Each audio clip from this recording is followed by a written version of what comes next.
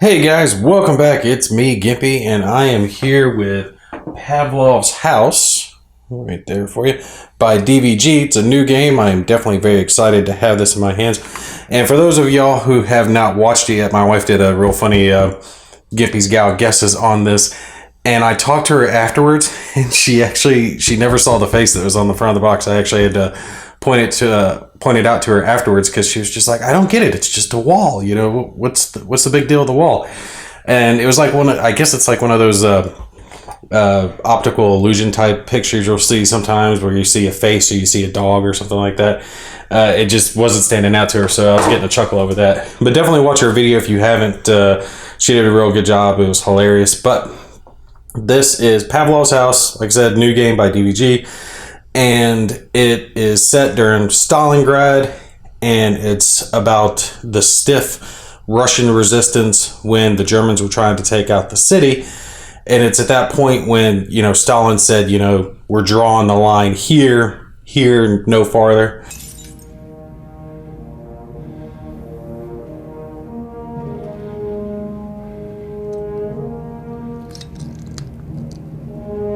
I will not sacrifice the Enterprise. We've made too many compromises already, too many retreats. They invade our space, and we fall back. They assimilate entire worlds, and we fall back. Not again. The line must be drawn here! This far, no farther! And I will make them pay for what they've done! Little Captain Picard reference there for you guys. And it's a real neat story about how they held out for so long, and they were fighting off the Germans time and time again, and you kind of get to recreate that on many different levels. There's a lot going on with this game, and I know, like, just by looking at the board, you can't even see all of it right now. You can see it's a very busy board.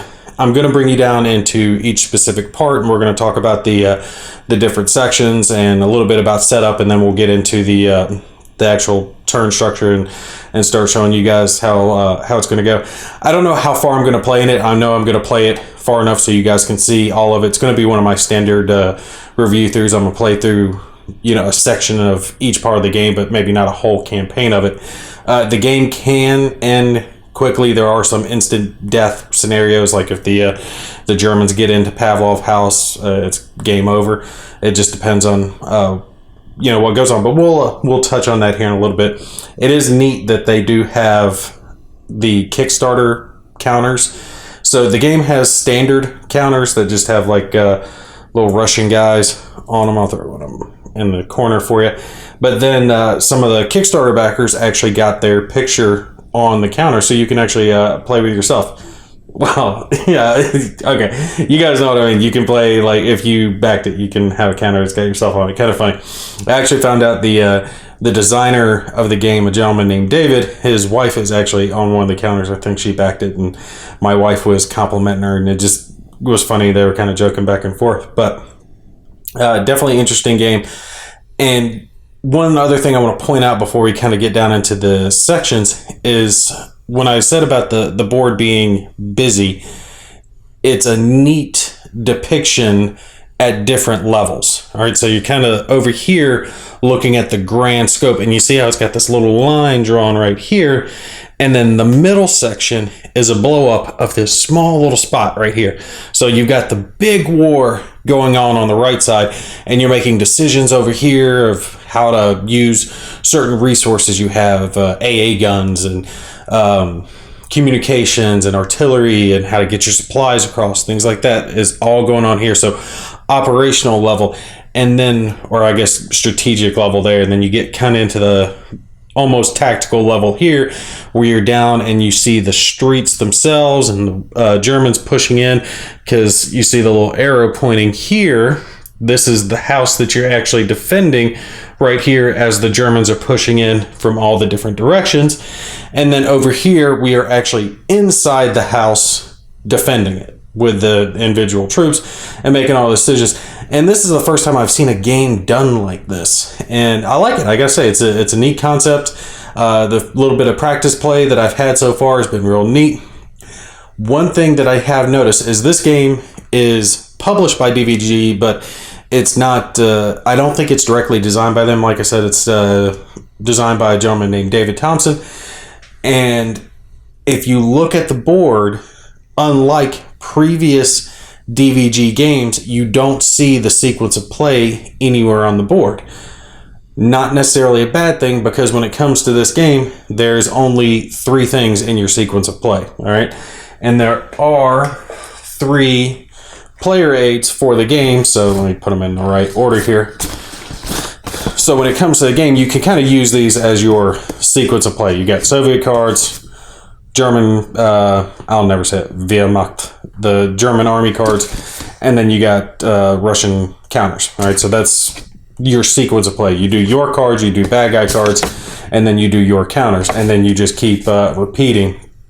Player aids, very much in the vein of DVG, that it gives you a brief summary of what each individual thing does, just depending whether it's your cards, their cards, or your counters. And I do like how they included the page number where you can find the specific rules for whatever it is that you're doing at that point. So that works. Yeah, I guess I miss it a little bit, having it on the board just to remind me. But with it only being a 3-step turn sequence, it really isn't that big of a deal. So it's not a big loss on that. So let's take and pan over here real quick. I'm just going to briefly touch on each one of the individual sections, and then we'll take and start the turn out and see how that works.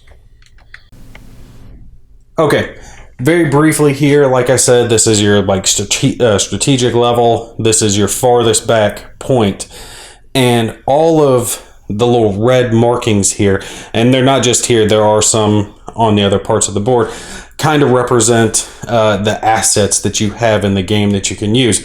Like I said, this is your transport here, and you're going to take supplies from your staging area, and then you have to take and put them onto the transports, and then the transports put them actually into the house. These green ones are your AA guns. They'll be used to help try to hold off the Stuka dive bombers that come in.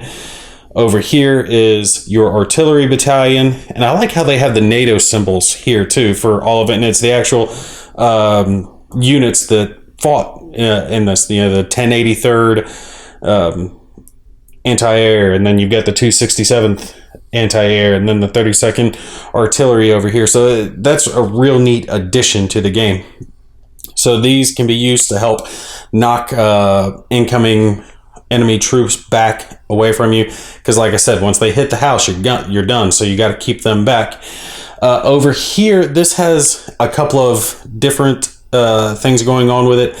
The big thing that this affects is what's called Fog of War, which are these little cards. I'll throw one up in the corner for you.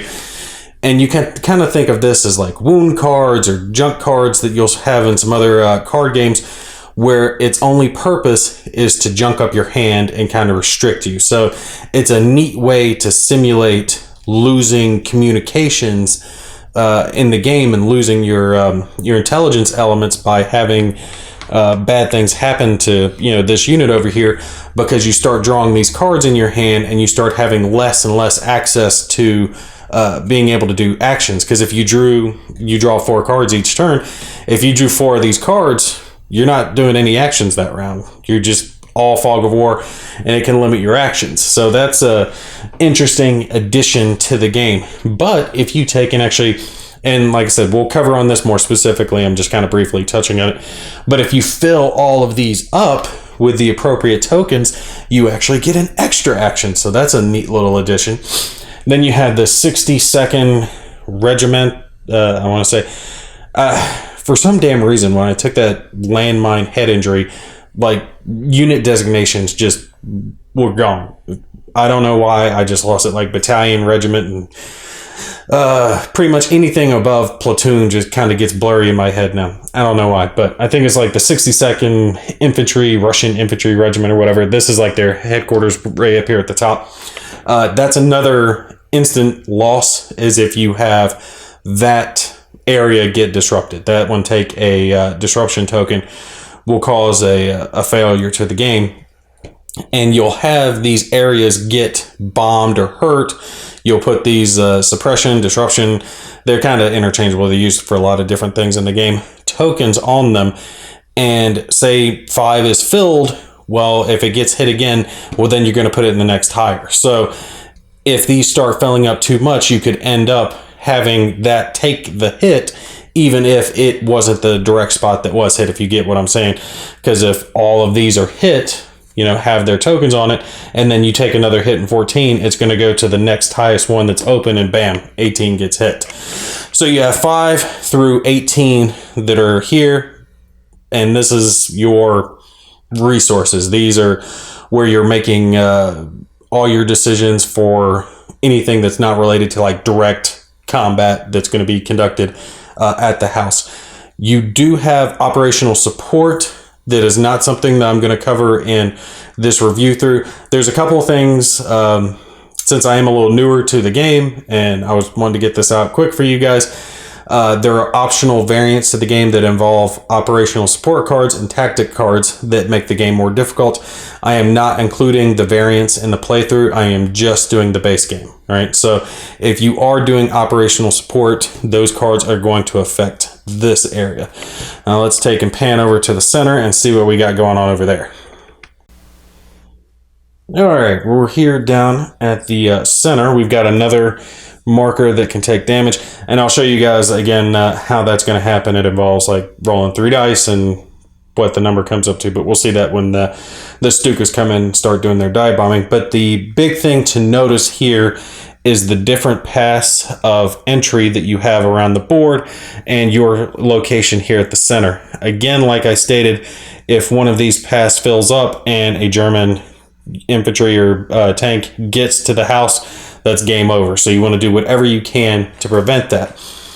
And the neat thing is the design the game so everything's kind of based on 6s because you're using D6. So 1, 2, 3, 4, 5, 6 on around. So whenever you've got enemies coming in, you'll roll your die to see what lane they're going to be coming in on, but they're color coded. So you might have some of your counters on the left side of the building. Well, they're going to be shooting at the green guys. Or if it's in the left front, it can not only shoot at the left guys, it can shoot at the red guys because he has lane of fire this way and this way. But just like you can expand your lane of fire by being in different positions in the house, it opens you up to more fire. So if you're the most dangerous position is actually in this front left corner because you are open to be fired on from all 5 different lanes. So you can hit them, but they can hit you. It's definitely something to keep track of. I definitely like this. I think it's a neat little addition to it that that's color coded. Where you are in the house is going to matter. Don't have anyone coming in from the bottom. It's all around here. And it really gave me that, what is the name of those games that people do? Tower defense. Like you have the little tower defense games on your phone. This has a tower defense mixed with a war game, supplies and attrition and gunfire and bombing and all that. It has that feel mixed into it. So a neat little concept. I think he's done it very well as far as the game's concerned, recreating this into a board game format, and it works. All the different elements working together. But yeah, like I said, definitely want to try to keep German troops back as far as you can. These front icons here, the ones that look like minesweepers, these are where you can place sappers, and sappers will automatically destroy anyone who takes and hits you there. So that is a way to slow down the enemy, and you do have the ability to call in artillery if you have got the artillery marker over there and a forward observer over here. So that's that's the part that really got me on this game, is that all parts work together. And that's something you definitely have to keep in mind. You're not taking actions over here in your home unless you prepped them over here in this area. So it's definitely something to keep track of. Real neat how he's done that, how everything kind of works together, meshes.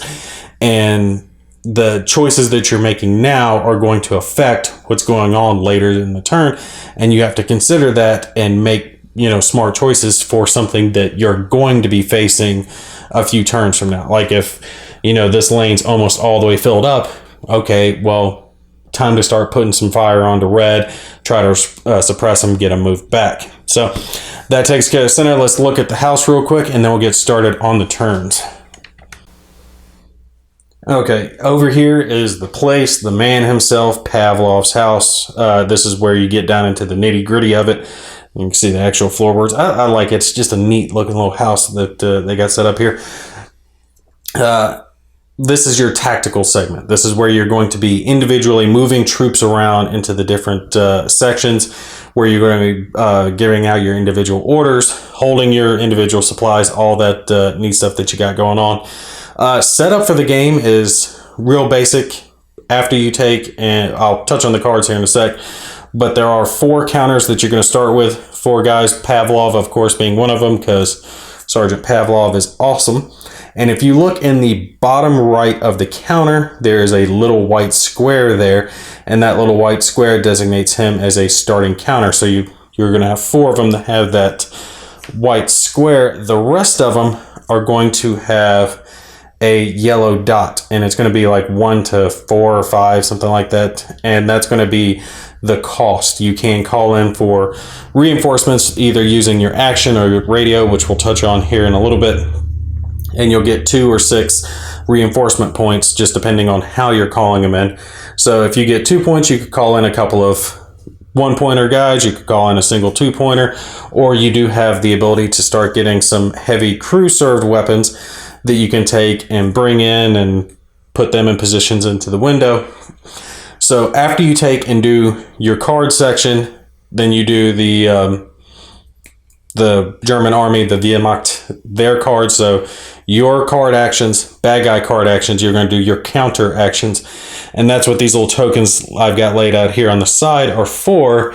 There are 4 of them, because if you have your 3 command guys, the ones that have a C on them, you are allowed to take and have 4 actions. It's similar to the communications that's on that far side, how you can get extra actions with your cards by having all the right things filled in.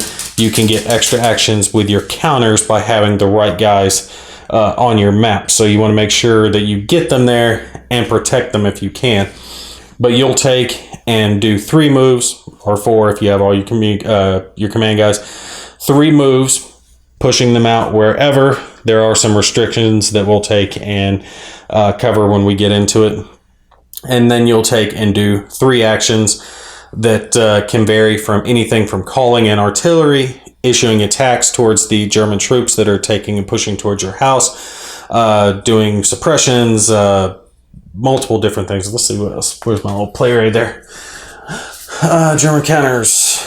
Yeah, you can take and suppress, attack, do the artillery, anti-tank, machine guns, mortars, recover, which is real neat.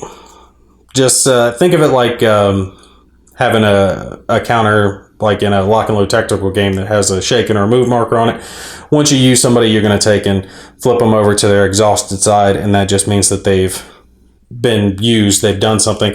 And you have to, what kind of really makes this game stickler is that once you use them, use an action to do something with them, and you've got them marked, you're going to have to take another action on a later turn to take and flip them back over and get them ready to go again.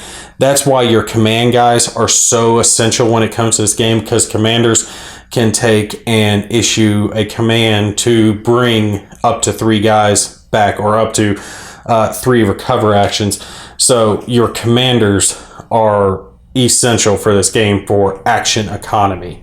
If you played any type of miniature games where you have so many actions, your action economy is crucial in this game, because you never have enough actions to do everything you need to do. You're always trying to squeak by and just keep them at bay.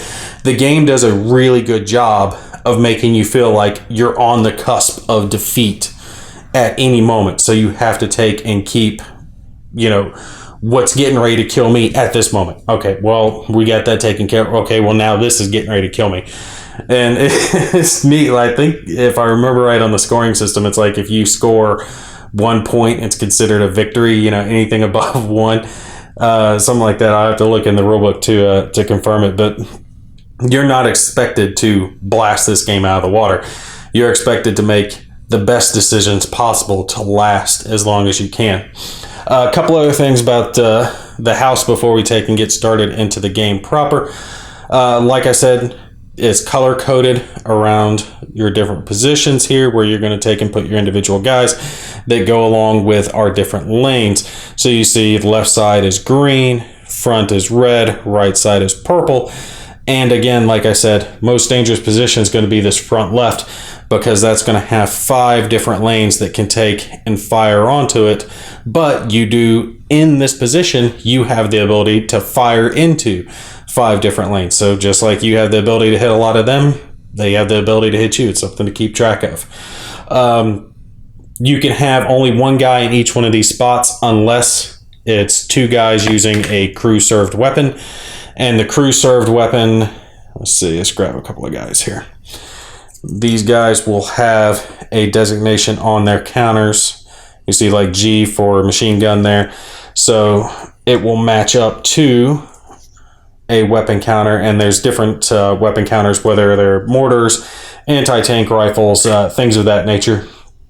So if you have a crew served weapon, you can have 2 guys doing it, but to fire the crew served weapon is 2 actions. So that's where that action economy comes into play that I was telling you about. Using these guys, you're going to burn a couple of your actions to fire that. It's going to do better than, just 1 guy acting on his own. But 1 commander could issue a recover action on your following turn and get both of these guys and someone else to take and flip back over from their exhausted sides and get into it. We'll get into more of the specifics later on when we get into the game. Suppression, I'm pretty much going to have to really show you guys, but that has to do with your suppression counters, which come from supplies on the operational side, the strategic side getting in here, but you'll get them in here, and you can use that to help slow down German troops coming in. You can take and kind of negate some of their counters coming onto the board. Also, one last thing as far as our house is concerned, there are these defensive marker tokens, and these will take and signify how strong each section of the wall is. So you got your left, front, and right sides. They start out at 6, and as you take damage, they'll go down. And 6 is great. It means that you have to roll 6s, which you guys will see, to take and actually damage them. But as they take more damage, they become easier and easier to damage. And once they're down here to 3, that's really bad, because then it starts to be where everyone on that side starts taking hits when this wall takes hits. Pretty much everything, though, anything that can get damaged, you can take and repair. You use supplies for this, that, or the other. You can ship in more supplies. But like I said, it comes down to the fact that you don't have enough action economy to do everything that you're going to want to do. You're going to have to pick that nitty gritty, like, what do I need? And then try to plan ahead while you're at it, like, what am I absolutely going to need a few turns ahead to keep me from dying? Big thing that you're going to have to concern yourself with is your food and water supplies, because every so often, littered throughout our German deck is going to be supply cards, which you guys will see, and you're going to be required to feed your counters, your troops.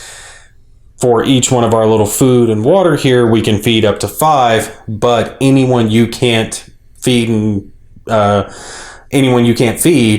they are a casualty at that point. They'll be taken off the board. So not only do you have to worry about bringing in suppression or ammo and medical supplies, you have to worry about bringing in food so often, and that's a definite, because your food will get burned out quick, and if you don't have the food, all your guys will get wiped out, and the Germans will win anyway. So that's what I'm talking about. That just tiny little bit of back and forth will take and wipe you out very quickly. As far as setup is concerned, like I said, it's very simple. You're going to have 10 suppression counters, 2 food counters, and the 4 guys that have the white boxes on them Other than that, you're going to have your 3 shield icons set at 6, and you're good to go. You just have to take and shuffle up your decks to the appropriate way. I'm not going to go over all of that, but suffice to say, on the bottom right of the cards, it is listed down from 5 all the way to 1, and you'll take and have 1 on the top of the deck. So you'll have a 1 deck, then a 2 deck, and a 3 deck, 4 deck, and 5 deck, and they'll be shuffled up and then sped throughout them. Like I said, will be those little resupplies. So that's your German deck, and then your deck that you're going to be operating off of. You'll start with 3 of those Fog of War cards. You can get up to 4 more in your deck. All you have to do is put in 3 and then shuffle your deck, and you're good to go. Make sure, though, that you do check. See, I don't have it out. There is one Wehrmacht card that is a competitive card, only used for competitive play. Make sure you pull that card out if you are playing a solo or cooperative game. Since I've droned on for a little bit, I'm going to cut this video here as just setup. We're going to pick up with part 2 with actually drawing our cards themselves and showing you guys how you're going to take and put counters onto your operational side, move your actual troops around and everything. It's a elegant system. It plays quickly. Player aids work very well once you've played through the game a little bit and got an idea of it. When you're first playing it, though, you are going to be referencing the rulebook a lot just to make sure you've got the right idea of what the blurb on the summary is trying to tell you. All right, I'm call it for this one. I will see you guys in part 2. Y'all take care. I'll catch you in the next one.